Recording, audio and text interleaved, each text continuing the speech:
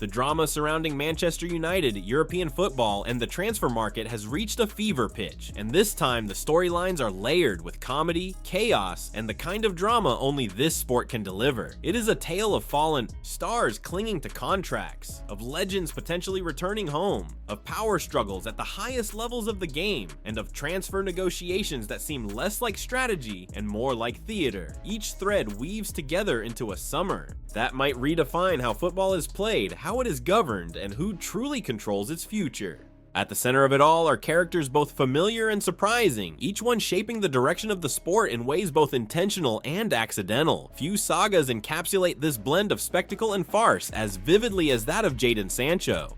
Once hailed as the future of English football, Sancho was the star who electrified the Bundesliga, dazzling Dortmund fans alongside Erling Haaland and Jude Bellingham. His move to Manchester United was supposed to elevate him to global superstardom, the final piece in a long rebuild. Yet today, Sancho's name sits in headlines not for his goals or assists, but for the stubborn standoff over his wages. United have long since excluded him from their plans, and Roma stepped forward with an offer that seemed like a lifeline, a move for 20 million with a mandatory buyout. But there was a catch, a weekly wage of 250,000, a salary that the Italian side simply could not match. Sancho, locked into his contract until 2026, has chosen not to budge. For him, the money outweighs the pitch. This decision is almost comical in its implications. For another season at least, United will pay him $13 million to sit on the sidelines, a Netflix-worthy comedy series unfolding in the corridors of Old Trafford. Roma offers him an escape, but Sancho hesitates, clinging to the idea that some club somewhere will still view him as a superstar worth the paycheck he commands. It is football reduced to parody, a player waiting for someone to buy the memories of what he once was, rather than what he is now. If football no longer holds priority for Sancho, perhaps a move to Saudi Arabia is inevitable. They pay for names, not form, and if it is money he values most, then the path is obvious. Yet watching the once promising prodigy drift toward irrelevance is both tragic and absurd, the type of storyline only football can produce. But while Sancho stalls, other players are showing what ambition and sacrifice look like. Randall Kolo Mueni, frustrated at PSG, made the decision to accept a significant salary cut in exchange for a chance at something greater. Juventus, desperate to add a dynamic striker with Serie A experience, offered him a long-term deal until 2030. Though PSG initially demanded 60 million, they relented as the player himself pushed for the move. Tottenham and Manchester United both came calling, but Muani made his intentions clear.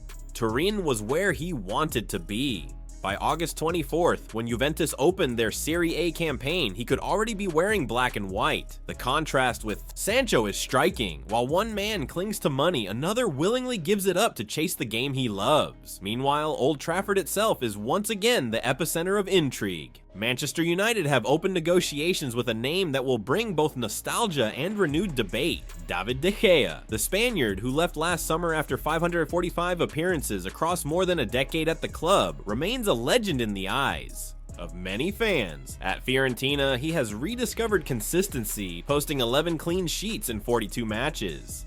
FIFA wants the tournament held every 2 years starting in 2029. For the world's richest clubs, the idea is tantalizing. Another stream of massive revenue, another chance to showcase their dominance. Real Madrid, Barcelona, Liverpool, Manchester United, these giants see dollar signs. But UEFA and the Premier League see something different, a threat to the very calendar that sustains football, expanding the tournament to 48 teams, scrapping limits on clubs per country, and even eliminating the June international window to accommodate it. All of these ideas are being floated. Qatar, Spain, Morocco, and the United States are already bidding to host, yet the backlash is fierce. European leagues argue that players are already stretched beyond their limits, that this is not innovation, but exploitation. Lawsuits loom, and at stake is not merely scheduling, but the balance of power itself. Will the focus of world football remain the national teams that inspire nations, or will it shift permanently to the clubs that fill coffers? It is not just a tournament, but a battle for the soul of the sport. And amidst this larger war, the smaller dramas continue to unfold. Tottenham, reeling from injuries and complications in the market, have turned their attention to Takefusa Kubo. Once the boy wonder of Japanese football, Kubo has settled in La Liga with Real Sociedad, carving out a reputation as a dynamic, versatile winger. Spurs see him not as a backup, but as a potential centerpiece in a Thomas Frank system that values creativity and adaptability. At 70 million, the price is steep, but negotiations with alternatives have stalled. Crystal Palace refuses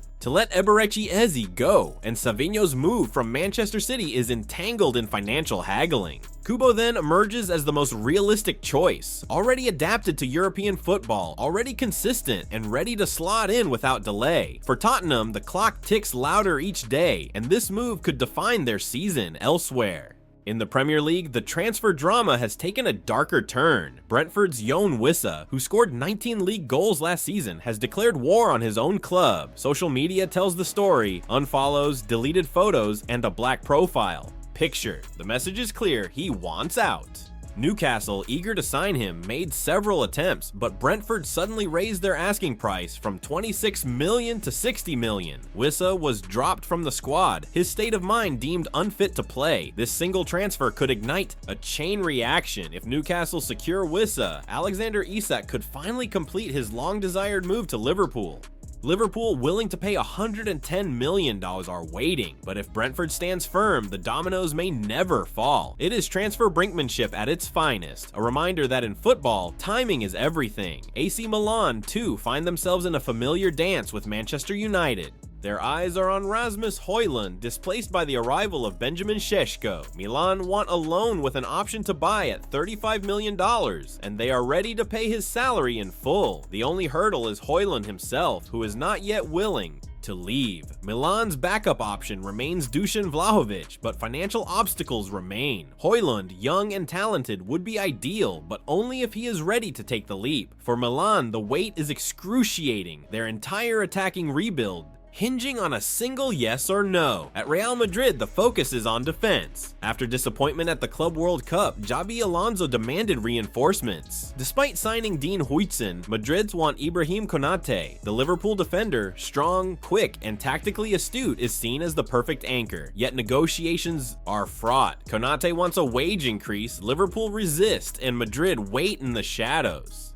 PSG and Chelsea hover too, each with their own bids. Liverpool's reluctance to sell to a Premier League rival gives Madrid an edge, but time is running out. Konate, once thought untouchable, suddenly looks like the next great prize in Europe's transfer chessboard. And even as these titans battle, clubs like Nottingham Forest remind us of football's unpredictability. Is ever truly off the market? As the transfer window ticks down, the stories intensify. Sancho's comedy, De Gea's possible return, FIFA's war with Uefa, Wissa's rebellion, Konate's tug of war. Each of these dramas feels like a chapter in an epic saga, and together, they paint a picture of football not merely as a sport, but as a theater of ambition, greed, loyalty, and betrayal. This is not just about players and clubs. It is about identities, legacies, and the shifting tectonics of power in the global game. And so the question falls to you.